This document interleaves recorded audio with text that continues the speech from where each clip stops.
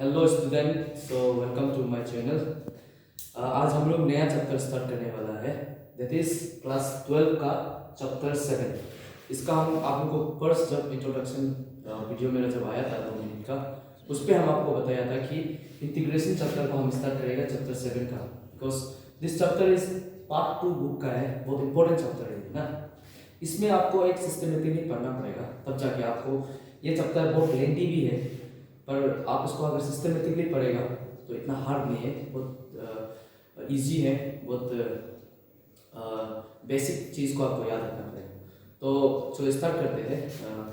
तो आज हम सिर्फ आपको इसका इंटीग्रेशन का इंट्रो बताएगा। नेक्स्ट वीडियो में हम इसका इंट्रोडक्शन का पूरा इसका जितना भी फंक्शन 5 फंक्शंस का ऊपर का सब फॉर्मूला हम आपको बताएगा, कैसे डेरिवेशन हुआ है, क्या हुआ है, उसका बारे में हम बताएगा। तो आज के लिए ये इंटीग्रेशन, तो इसका बेसिक इंट्रोडक्शन।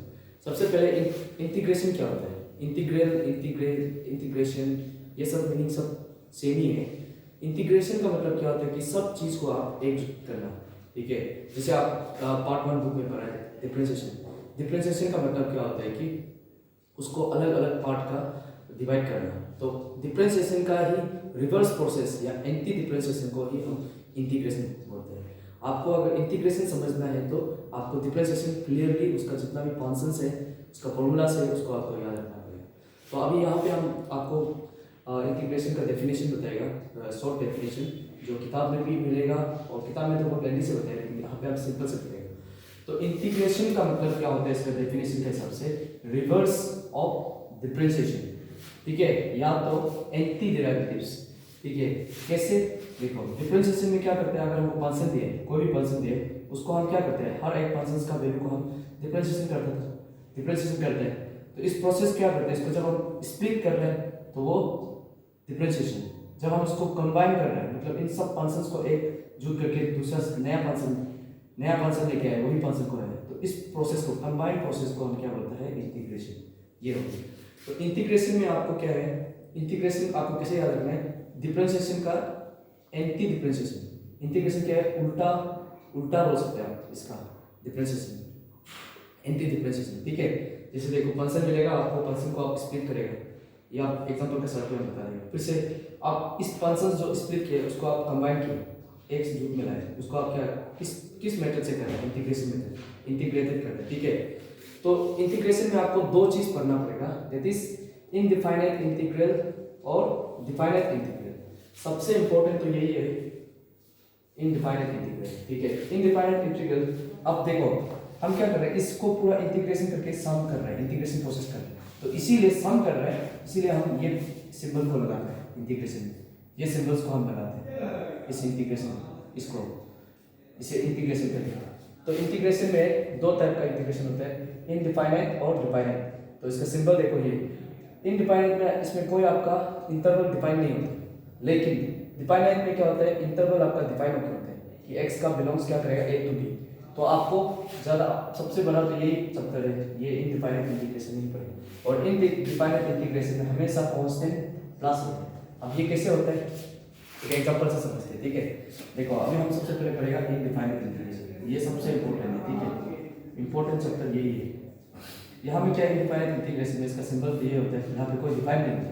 सपोज आप मान लो साइन, इसको अगर आप डिफरेंशिएट करेगा, साइन का डिफरेंशिएशन आप प्लस चैप्टर पार्ट बुक 1 में पढ़ा है, डिफरेंशिएशन चैप्टर में कि cos होता है।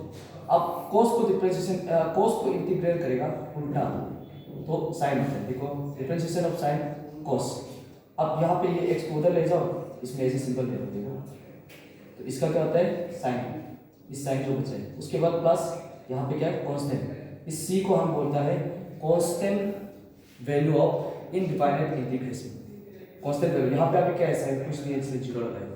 अब दूसरा यहाँ देखो sin plus 2, sin x plus 2, इसको अगर डिफरेंशिएट करते हैं तो cos मिलता है। इसी को अगर इंटीग्रेशन करते हैं तो हमको ये नहीं मिलेगा, सिर्फ sin मिलेगा। देखो differentiation of the sin x plus 2, sin x का cos, कोई भी कांस्टेंट वैल्यू का 0। फिर से अगर इस वैल्यू को अगर हम इंटीग्रेशन करते हैं, dx को उधर ले जाओ, फिर से इससे सिंबल लगा दो इंटीग्रेशन का, तो sin x। अब यहाँ में ये 2 था बोल के कौन बताएगा, ये कांस्टेंट वैल्यू। अब यहाँ में ये 2 था तो इक्वल करना पड़ेगा ना बोथ साइड, इसलिए ये 2 को हम क्या करते हैं, डिफाइन करता है कि ये कांस्टेंट वैल्यू है। अब यही हमको बताता है इनडिफाइनाइट। अलग अलग अलग अलग वैल्यू मिलेगा। ये सी का कोई फिक्स वैल्यू नहीं है, इसमें अलग अलग है, इसलिए इसको हम इनडिफाइनाइट इंटीग्रल बोलते हैं, इसको डिफाइन नहीं कर सकते, इसलिए ये indefinite integral constant value C.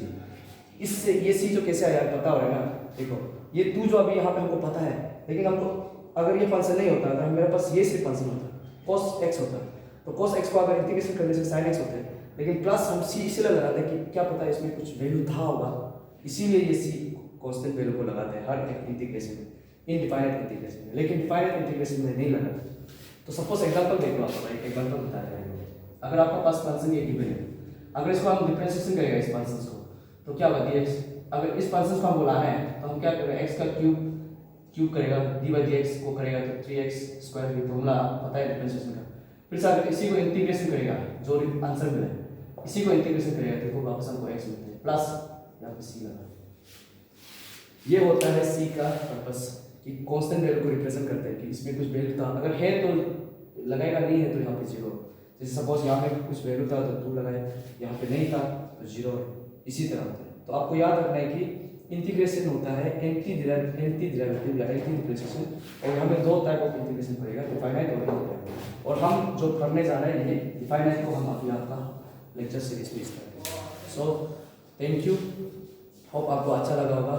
सो आप ऐसे सपोर्ट करते रहो, लाइक करो, शेयर करो, और जितना हो सके मेरा सब्सक्राइब करो मेरा वीडियो को, सो दैट आपको मिलते रहेगा नया।